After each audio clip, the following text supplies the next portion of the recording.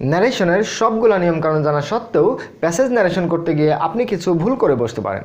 আজকের ভিডিও লেসনটিতে আমি এমন কিছু গুরুত্বপূর্ণ বিষয় নিয়ে কথা বলবো যেগুলা একাধিক ব্যক্তির মধ্যে সংগঠিত হওয়া কনভারসেশনের স্পিচ বা ন্যারেশন পরিবর্তনের ক্ষেত্রে আপনার জন্য অনেক গুরুত্বপূর্ণ ভূমিকা রাখতে পারে। তবে তার আগে আপনি যদি ন্যারেশন সংক্রান্ত আপনার বেসিক ধারণাকে সুস্পষ্ট করতে চান তাহলে আমাদের আগের ভিডিওটি উপরের আই বাটনের লিঙ্ক থেকে এখনই দেখে আসুন, নইলে আজকের ভিডিওটি আপনার জন্য অনেক কঠিন হয়ে উঠতে পারে। তো আর দেরি কেন, আজকের পর থেকে যদি আপনি প্যাসেজ ন্যারেশন নিয়ে আর কোনো সমস্যায় পড়তে না চান তাহলে একটুও স্কিপ না করে দেখতে থাকুন শুরু থেকে নিয়ে শেষ পর্যন্ত পুরো ভিডিওটি। আর হ্যাঁ, বরাবরের মতোই আমি মোহাম্মদ আলী আছি আপনাদের সাথে।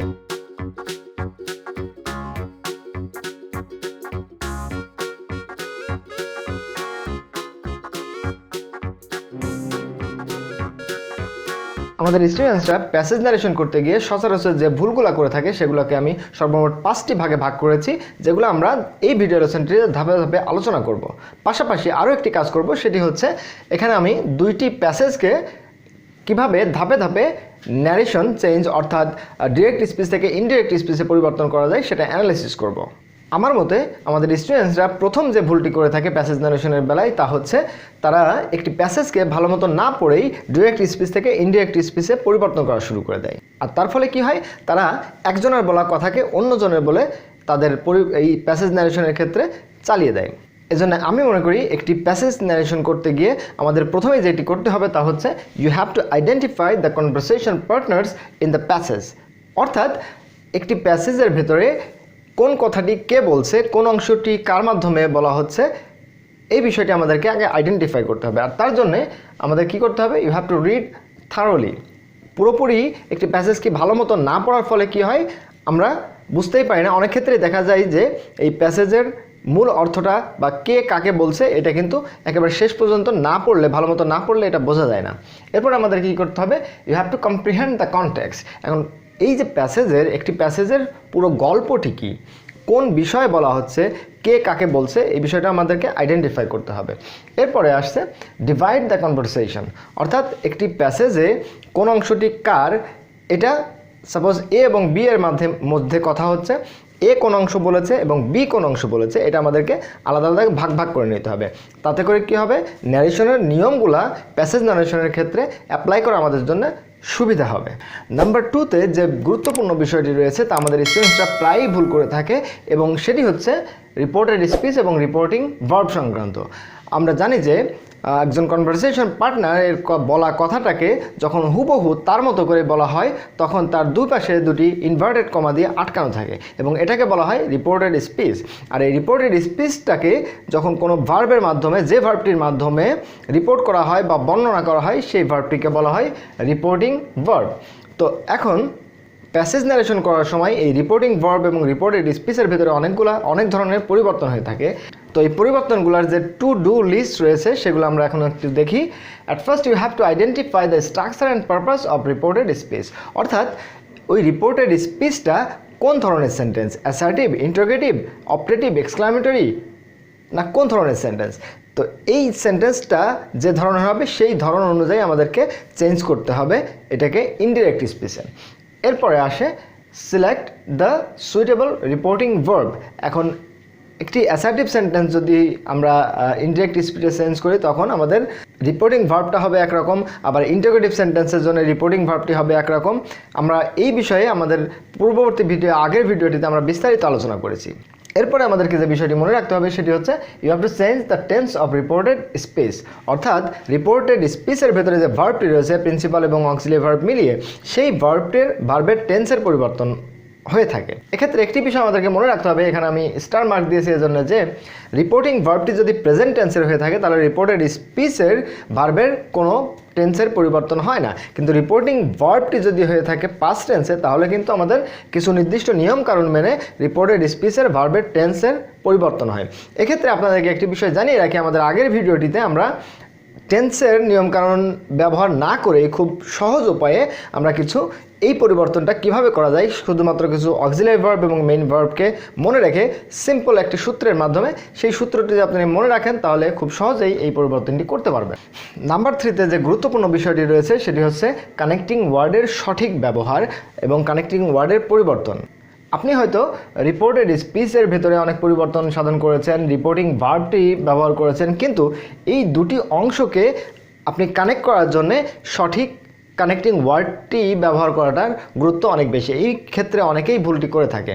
তো সেক্ষেত্রে অ্যাসার্টিভ সেন্টেন্স, অপটেটিভ বা এক্সক্লামেটরি এই 3 ধরনের সেন্টেন্সের বেলায় বেশিরভাগ ক্ষেত্রে দ্যাট ব্যবহৃত হয়ে থাকে, কিন্তু ভুলটি যেখানে হয়ে থাকে সেটা হচ্ছে ইন্টারোগেটিভ সেন্টেন্স এবং ইম্পারেটিভ সেন্টেন্সের বেলায়।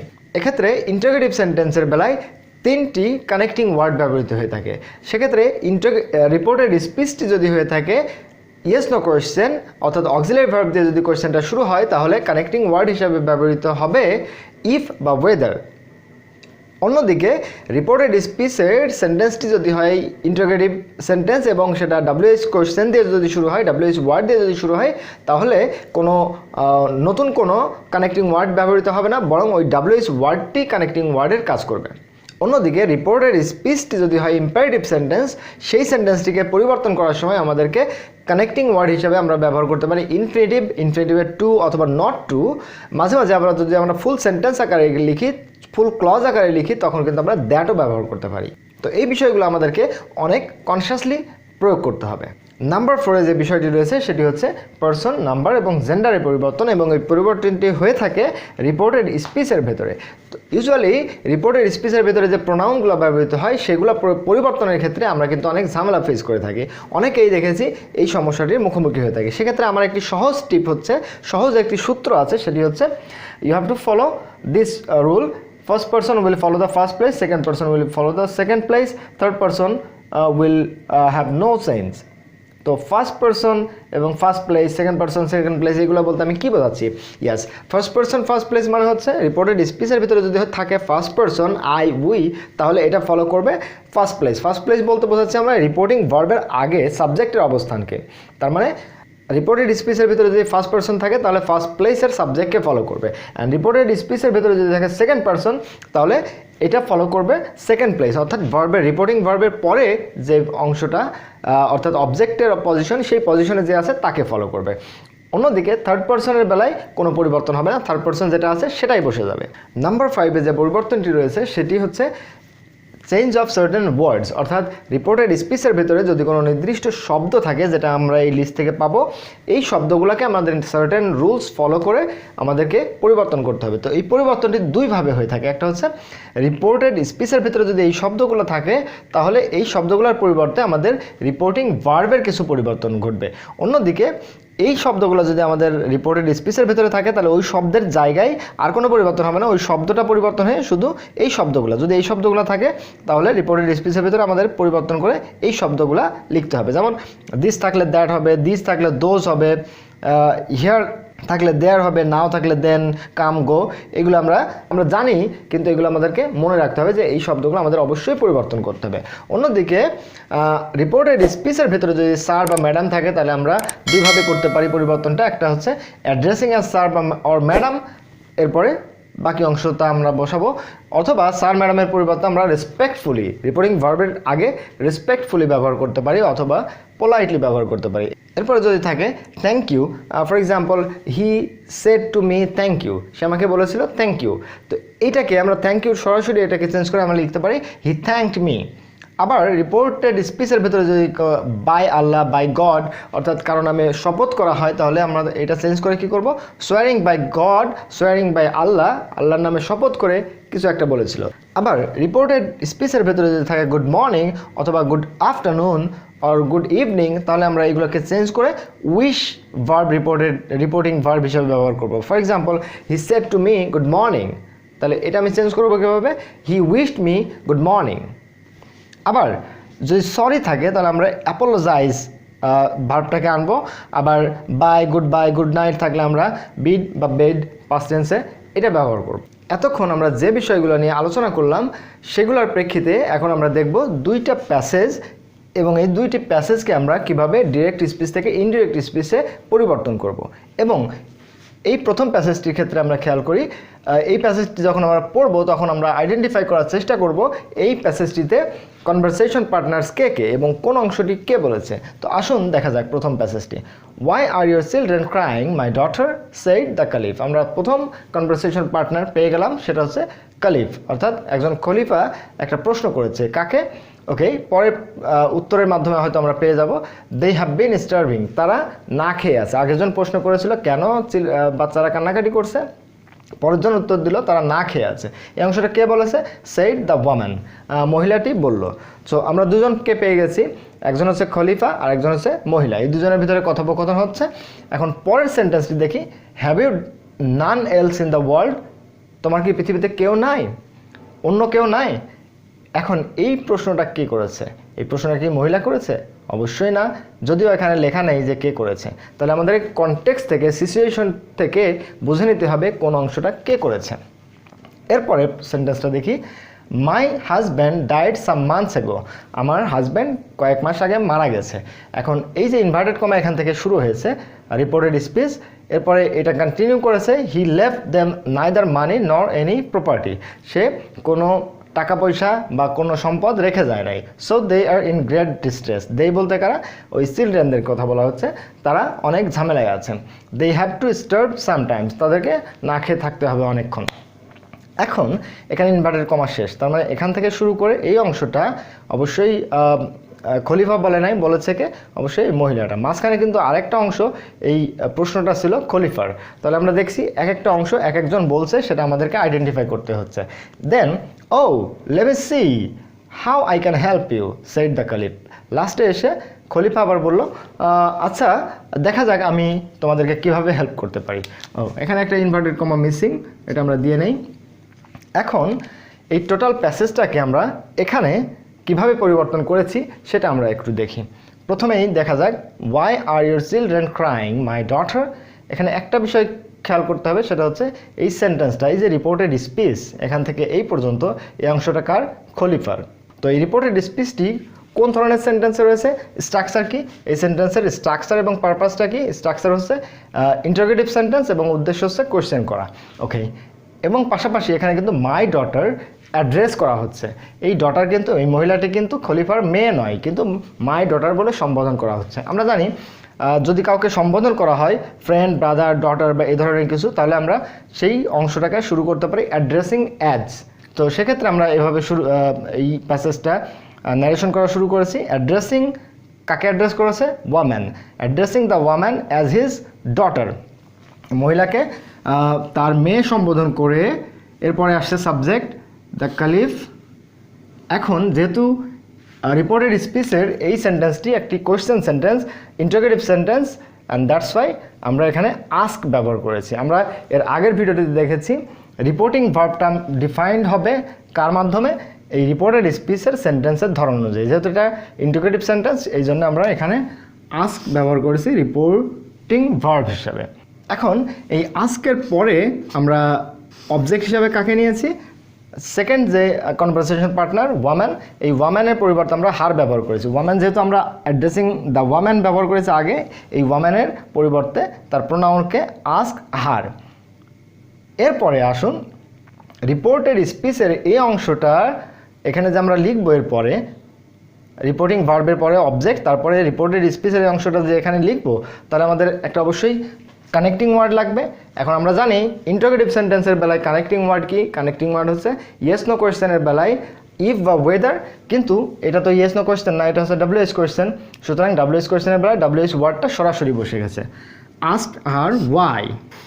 এরপরে আসা যাক, ওয়াই আর ইউর চিলড্রেন। এখানে মূল সেন্টেন্সটাতে কী ছিল? Why are your children crying, তোমার বাচ্চারা কেন কান্নাকাটি করছে। এখানে যেহেতু এটা ইন্টারোগেটিভ সেন্টেন্স ছিল, আর অক্সিলারি ভার্বটা বা মেইন ভার্বটাই, অক্সিলারি ভার্বটা এই সাবজেক্টের আগে ছিল। কিন্তু আমরা জানি ডিরেক্ট স্পিচ থেকে যখন ইনডিরেক্ট স্পিচে পরিবর্তন করা হবে, তখন সবগুলো সেন্টেন্সই কিন্তু অ্যাসার্টিভ সেন্টেন্সে রূপান্তর হয়ে যাবে এবং তার ফলে সাবজেক্টটাকে আগে আনতে হবে। তো এখানে ইয়োর চিলড্রেন হচ্ছে সাবজেক্ট, ইয়োর চিলড্রেন। এখন আরেকটা জিনিসও খেয়াল করতে হবে, পার্সন, নাম্বার, জেন্ডারের পরিবর্তন হবে। এখন ইয়োর চিলড্রেন, এখানে ইয়োর আমরা জানি এটা second person second person will follow the second place. Second প্লেসে কে আছে? সেকেন্ড প্লেস মানে রিপোর্টিং ভার্বের পরে যে শব্দটি সেটি হচ্ছে হার, মানে শি। সো এখানে ইয়োর আর কেস অনুযায়ী আমরা হার ব্যবহার করলাম। Why her children. এরপরে আসছে যে ভার্বটি আর ভার্ব ছিল প্রেজেন্ট টেন্সে, কিন্তু আমরা এটাকে পরিবর্তন করে ওয়্যার ক্রাইং করব। অনলি আরকে ওয়্যার করলাম। তাহলে টোটাল সেন্টেন্সটা কী দাঁড়াচ্ছে? Addressing the woman as his daughter, the caliph asked her why her children were crying. তার মানে হচ্ছে খলিফা মহিলাটাকে নিজের ডটার হিসাবে সম্বোধন করে জিজ্ঞেস করলো কেন তার সন্তানেরা কান্নাকাটি করছিল। ডিরেক্ট স্পিচে এই সেন্টেন্সটি কী ছিল? যে খলিফা জিজ্ঞেস করলো কেন তোমার সন্তানরা কান্নাকাটি করছে, সরাসরি ছিল প্রশ্নটা। কিন্তু এখানে আমাদের মতো করে নতুন করে আমরা ইনডিরেক্ট স্পিচে পরিবর্তন করলাম। এরপরে সেন্টেন্সটি কার? They have been starving said the woman. তার মানে এই প্রশ্নটির এগেনস্টে মহিলাটি উত্তর দিল। তাহলে এই যে দে হ্যাভ বিন স্টার্ভিং, এই যে একটা অ্যাসার্টিভ সেন্টেন্স, এই অ্যাসার্টিভ সেন্টেন্সের ফাংশন কি, পারপাস কি? What is the purpose? Purpose হচ্ছে এটা একটা রিপ্লাই করা। তাহলে আমরা কি করব? দ্য ওয়াম্যান রিপোর্টিং ভার্ব হিসাবে আমরা ব্যবহার করলাম রিপ্লাইড। দ্য ওয়াম্যান রিপ্লাইড, এবং এটা যেহেতু অ্যাসার্টিভ সেন্টেন্স আমরা কানেক্টিং ওয়ার্ড হিসাবে ব্যবহার করলাম that. The woman replied that দেই, এখানে সাবজেক্ট হিসাবে কে ছিল? Third person. আমরা জানি থার্ড পারসনের বেলায় থার্ড পারসন নো চেঞ্জ হবে, দ্যাট ইজ দেই ব্যবহার হয়েছে। দেই হ্যাভ বিন, এখানে হ্যাভ থাকলে আমরা জানি হ্যাড হয়ে যাবে। They had been starving.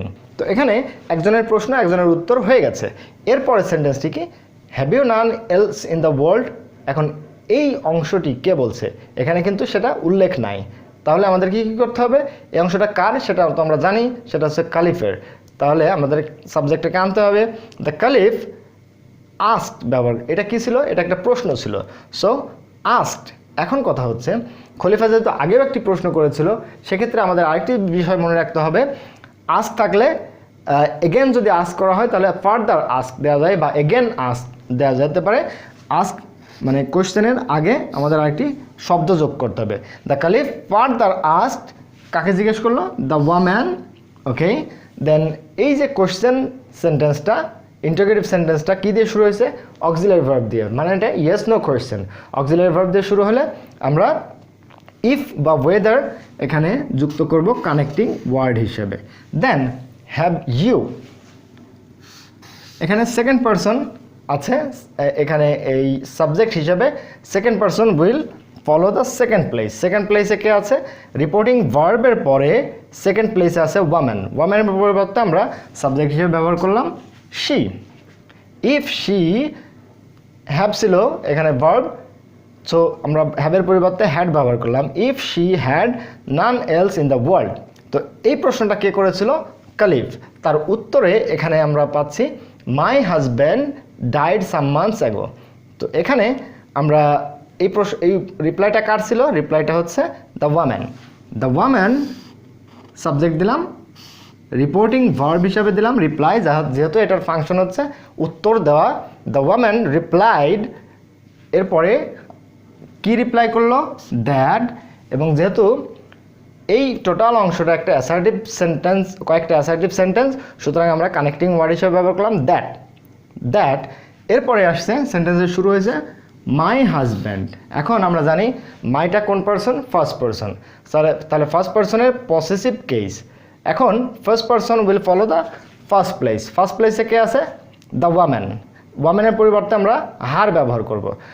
The woman replied that her husband, এখানে ডাইড মানে V2, ভার্বের 2 নম্বর রূপ। ভার্বের 2 নম্বর রূপ থাকলে কি হয়? হ্যাড প্লাস V3, অর্থাৎ পাস্ট ইনডিফিনিট টেন্স থাকলে হয় past perfect tense. Then my husband had died, my husband died, এটা কি হয়ে গেল? That her husband had died some months ago থাকলে কি হয়? আমরা এখানে জানি এগো থাকলে বিফোর হয়, সাম মান্থস বিফোর। তাহলে টোটাল সেন্টেন্সটা কি দাঁড়ালো? The woman replied that her husband had died some months before. এরপরে আমরা দেখছি এখানে একটি সেন্টেন্স অ্যাসার্টিভ সেন্টেন্স বলেছে মহিলাটি, এবং তারপরে আরও একটি সেন্টেন্স সে যোগ করছে, he left them neither money nor any property.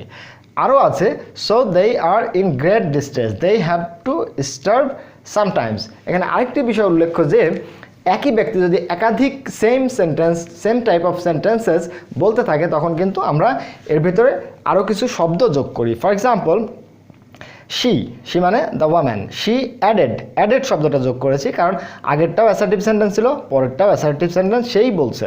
So she added that, assertive sentence যেহেতু পরের অংশে আছে আমরা কানেক্টিং ওয়ার্ড হিসেবে কী ব্যবহার করলাম, দ্যাট। দেন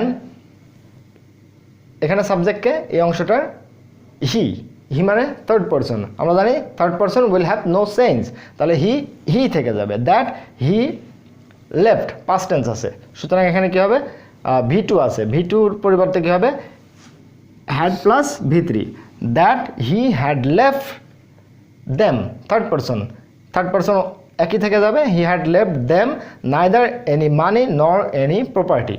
এরপর সেন্টেন্সটি আছে, so they are in great distress. এখন এই ছোটো ছোটো যদি একাধিক সেন্টেন্স থাকে সেগুলো কিন্তু অ্যান্ড দিয়ে আমরা যুক্ত করে দিতে পারি। অ্যান্ড সো দেই, যেহেতু থার্ড পারসন দেই, এখানে দেই রয়ে গেছে, আর প্রেজেন্ট টেন্স এটা হয়ে যাবে were, so they were in great distress. এরপরে আরও একটি অ্যাসার্টিভ সেন্টেন্স রয়েছে ওই একই কনভারসেশন পার্টনারের, they have to starve sometimes, তাদেরকে আরও কিছুক্ষণ না খেয়েই থাকতে হবে। তো এই যে মহিলাটি প্রথম যে সেন্টেন্সটি বলেছিল, দ্য ওয়াম্যান রিপ্লাই করেছিল একটা অ্যাসার্টিভ সেন্টেন্স, এরপরে আমরা আরও একটি অ্যাসার্টিভ সেন্টেন্স পেয়েছিলাম তারই, সেই জন্য আমরা এখানে অ্যাডেড ব্যবহার করেছিলাম। এখন আরও একটি সেন্টেন্স যদি যোগ হয় তাহলে কী হবে, ফার্দার অ্যাডেড। তাহলে শি ফার্দার অ্যাডেড, যেহেতু পরবর্তী সেন্টেন্সটাও অ্যাসার্টিভ সেন্টেন্সই ছিল এই জন্য আমরা কানেক্টিং ওয়ার্ড হিসেবে দ্যাট ব্যবহার করলাম, এবং সাবজেক্ট কী ছিল এখানে, রিপোর্টেড স্পিচের ভিতরে দেই, তাহলে দেইটা যেহেতু থার্ড পারসনই ব্যবহার করলাম। হ্যাভ টু প্রেজেন্ট টেন্স, আমরা এটা হ্যাড টু করে দিলাম, they had to starve sometimes. Okay, এরপরে আসা যাক, ও লেট মি সি, এইটার ফাংশন কি, ফাংশন হচ্ছে oh let me see how I can help you. তাহলে মহিলার এই দুরবস্থা দেখে কালিফ তার নিজের ভিতরে এক ধরনের আলোড়ন ফিল করলো, তার এই দুঃখ কষ্ট দেখে তার খারাপ লাগলো। তাহলে এই ব্যাপারটা কিন্তু আমরা অতিরিক্ত কিছু শব্দ যোগ করতে হবে টোটাল ব্যাপারটা কনটেক্সচুয়াল করার জন্য।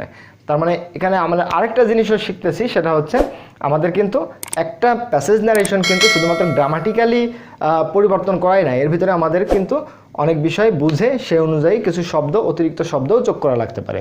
তাহলে আমরা এটা কী করতে পারি, বিং টাচড, তার মানে তার এই কথায় আলোড়িত হয়ে বা বিং মুভডও ব্যবহার করতে পারি।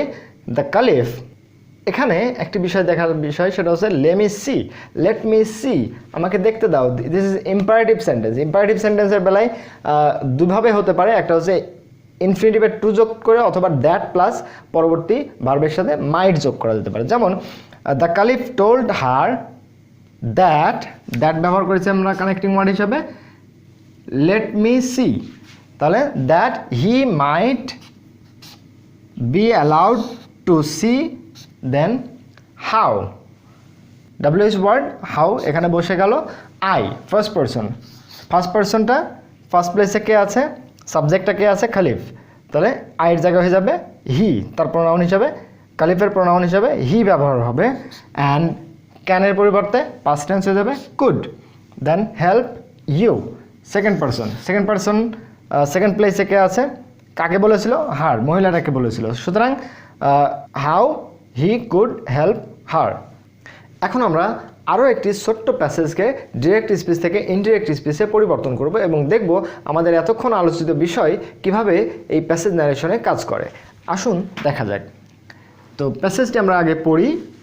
Good morning Rupa said Sohel, তো সোহেল রূপাকে গুড মর্নিং জানালো, অ্যান্ড তারপরে how much preparation have you taken for the test exam, এবং পরের অংশ আমরা দেখছি সোহেলে আরেকটি প্রশ্ন করলো রূপাকে গুড মর্নিং জানিয়ে উইশ করে, সে আবার জিজ্ঞেস করলো তোমার টেস্ট এক্সামের প্রিপারেশন কেমন চলছে। Then a great preparation replied she, তাহলে তার উত্তরে রূপা কি বলল, অনেক ব্যাপক প্রস্তুতি চলছে আমার। Then I must get GPA 5, এখন এই অংশটা কে বললো, সোহেল নাকি রূপাই, এখানে কিন্তু এটা বলা নাই। শি রিপ্লাইড শি, সোহেলের প্রশ্নের উত্তর দিয়ে কিন্তু আরও একটু কথা যোগ করে দিল, I must get GPA 5। Wow, what a lucky girl. তাহলে এই কথাটা নিশ্চয়ই রূপা বলে নাই, এই কথাটা কে বলেছে? সেড সোহেল, সোহেল বলল। But my preparation is not so good. Sohel রূপাকে একটি লাকি গার্ল বলে তার বিপরীত কথা, তার নিজের কথা বলল, my preparation is not so good. তাহলে আমরা এখানে কি পেলাম? আমরা এখানে পেলাম যে কনভারসেশন পার্টনার্স হচ্ছে রূপা এবং সোহেল, এবং তারা এক অন্যের ভিতরে কথা বলছে। আমরা এখানে একটি একটি করে আমাদের সেন্টেন্সগুলো ডিরেক্ট থেকে ইনডিরেক্ট স্পিচে পরিবর্তন করি। সোহেল যেহেতু এখানে রূপাকে গুড মর্নিং বলেছে, তাহলে আমরা উইশ ব্যবহার করতে পারি। Sohel wished Rupa good morning and, এবং পাশাপাশি আমরা যোগ করে দিতে পারি পরের সেন্টেন্স কী ছিল? How much preparation have you taken for the test exam. Test এক্সামের প্রস্তুতি নিয়ে প্রশ্ন করেছিল, তাহলে আমরা রিপোর্টিং ভার্ব হিসাবে আমরা ব্যবহার করব আস্ক। এবং যেহেতু এটা একটি ডাব্লিউএইচ কোয়েশ্চেন দিয়ে শুরু হয়েছে, ডাব্লিউএইচ ওয়ার্ড দিয়ে ডাব্লিউএইচ কোয়েশ্চেন শুরু হয়েছে, সুতরাং আমরা কানেক্টিং ওয়ার্ড হিসাবে ব্যবহার করব হাউ, ওই ডাব্লিউএইচ ওয়ার্ডটাই। হাউ মাচ প্রিপারেশন, দেন এখানে আমরা শি কেন ব্যবহার করেছি? কারণ এখানে সেকেন্ড পারসন ছিল, সেকেন্ড পারসন, সেকেন্ড প্লেসে কে আছে? রূপা। রূপা যেহেতু সেকেন্ড প্লেসে আছে, সুতরাং রূপার প্রোনাউন আমরা শি ব্যবহার করেছি, সেকেন্ড পারসন সেকেন্ড প্লেসকে ফলো করেছে। দেন হ্যাভ অক্সিলারি ভার্ব, সুতরাং আমাদের এখানে পাস্ট টেন্সে নিতে হবে had. She had taken for the test exam. তো সোহেলের কথা তো শেষ, এখন রূপা কি বলছে? রূপা রিপ্লাইড, রূপা উত্তর দিল। কি উত্তর দিল? যেহেতু এই উত্তরটা ছিল আ গ্রেট প্রিপারেশন, এটা একটা অ্যাসার্টিভ সেন্টেন্সে পরিবর্তন যখন আমরা করব, তখন আমরা দ্যাট যুক্ত করব কানেক্টিং ওয়ার্ড হিসেবে। রিপ্লাইড দ্যাট শি, এখন এখানে একটা বিষয় হচ্ছে আ গ্রেট প্রিপারেশন, এখানে কিন্তু কোনো ভার্ব নাই, একটা ফ্রেজের মাধ্যমে কিন্তু উত্তর দিচ্ছে। উত্তর মানে অ্যাসার্টিভ সেন্টেন্সেই বলে দিচ্ছে। সো আমাদেরকে কি করতে হবে? এখানে নতুন করে শব্দ আনতে হবে পুরো সেন্টেন্সটা কমপ্লিট করার জন্য। তাহলে কি লিখবো আমরা? She had taken a great preparation. এখানে হ্যাড টেকেন এই ভার্ব ফ্রেজটি কিন্তু ছিল না, তাহলে কোথায় পেলাম আমরা? পেলাম হচ্ছে আগের প্রশ্নের লেজ ধরে। এখন আগের প্রশ্নে কী ছিল? তার পরীক্ষার প্রস্তুতি কেমন নিয়েছে সেটা, সুতরাং উত্তরেও ওইটা যোগ করে দিতে হবে। She had taken a great preparation. এখন আ গ্রেট প্রিপারেশন এটুকু বলে কি রূপা থেমে গেছে? না, আরও কিছু যোগ করেছে সে, আই মাস্ট গেট জিপিএ 5। সুতরাং এটার সাথে আমরা কি পড়ব? অ্যান্ড অ্যাডেড, সে আরও যোগ করলো that I, first person, first প্লেসে কে? এটা কে বলেছে? শি। দ্যাট শি, মাস্ট থাকলে আর পেছনের দরকার নাই, মাস্ট থাকলে মাস্টই বসবে, she must get GPA 5। Okay, এরপরের অংশ কি? ওয়াও, এটা একটা নোট অফ এক্সক্লামেশন এবং এক্সক্লামেটরি একটা ওয়ার্ড ব্যবহার করা হয়েছে।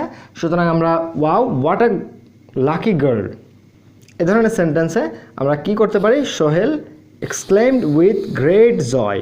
এখন এক্সক্লেম উইথ জয় দিতে পারতাম আমরা, কিন্তু গ্রেট কেন দিলাম? কারণ হচ্ছে এখানে ওয়াও দিয়ে এই যে এক্সক্লামেশনের তীব্রতাটা বাড়ানো হয়েছে। সুতরাং Sohel exclaimed with great joy that what a lucky girl. আর লাকি গার্ল কাকে মিন করছে? শিকে, দ্যাট ইজ রূপাকে। সুতরাং that she was a very lucky girl. এখন সোহেল কি এখানেই শেষ করেছিল তার কথা? না, সোহেল কিন্তু continued for another sentence and added, এবং এটাও যোগ করলো যে তার মানে হচ্ছে রূপার পরীক্ষা প্রস্তুতির উপরে কমেন্ট করে সে নিজের কথাটাকেও বলেছে। এখন এখানে একটি জিনিস খেয়াল করুন, আমি কিন্তু যোগ করেছি নতুন একটি ফ্রেজ, কি? added that in comparison with hers his preparation was not so good. His preparation was not so good কোনটার পরিবর্তে ব্যবহার করলাম? my preparation is not so good, আমার প্রস্তুতি খুব একটা ভালো না। এটা কে বলেছে? সোহেল। তার মানে সোহেল বলেছে যে তার প্রস্তুতি খুব একটা ভালো না। এখন এটা কেন বললো সে? এই যে বাট ব্যবহার করা হয়েছিল না, এই বাটের পরিবর্তে আমরা কি দিলাম? ইন কম্প্যারিজন উইথ হার্স, তার পরীক্ষা প্রস্তুতির সাথে তুলনা করে কি বললো সে? His preparation was not so good. তার মানে একটা জিনিস এখানে স্পষ্ট যে প্যাসেজ নারেশন করতে গেলে কিন্তু শুধুমাত্র গ্রামাটিক্যাল রুলস অ্যাপ্লাই করলেই হবে না, এখানে আমাদের কনটেক্সট অনুযায়ী কিছু অতিরিক্ত শব্দ ব্যবহার করা লাগতে পারে শুরু থেকে নিয়ে শেষ পর্যন্ত একটা সিকোয়েন্স মেনটেন করার জন্য বা কোহেরেন্স মেনটেন করার জন্য আমাদের কিন্তু কিছু শব্দ অতিরিক্ত যোগ করা লাগতে পারে। তো ভিউয়ার্স, এই ছিল প্যাসেজ ন্যারেশনের উপরে আমার পক্ষ থেকে আপনাদের জন্য কিছু টিপস। আশা করি এই টিপসগুলো কাজে লাগিয়ে আপনি আপনার প্যাসেজ ন্যারেশনের স্কিলকে অনেক বেশি শানিত করবেন। আর এই ভিডিওটি যদি আপনার ভালো লেগে থাকে তাহলে অবশ্যই নিচে একটি লাইক দিয়ে যাবেন, এবং এই ভিডিওর বিষয়ে যদি কোনো প্রশ্ন বা মতামত থাকে তাহলে অবশ্যই নিচে কমেন্ট করে জানাবেন। এবং আপনি যদি মনে করেন এই ভিডিওটি অন্যদের উপকারে আসতে পারে তাহলে অবশ্যই আপনার সোশ্যাল মিডিয়া সাইটসগুলো থেকে বন্ধুদের সাথে শেয়ার করবেন। এছাড়াও আপনি যদি প্রথমবারের মতো এই চ্যানেলটিতে এসে থাকেন অথবা এখনও আমাদের চ্যানেলটি সাবস্ক্রাইব না করে থাকেন তাহলে অবশ্যই সাবস্ক্রাইব করুন এবং পাশে থাকা ঘন্টাটি বাজিয়ে দিন, যাতে করে আমাদের পরবর্তী কোনো ভিডিও আপনি মিস না করেন। আর হ্যাঁ, এতক্ষণ আমাদের সাথে ধৈর্য ধরে থাকার জন্য অনেক অনেক ধন্যবাদ।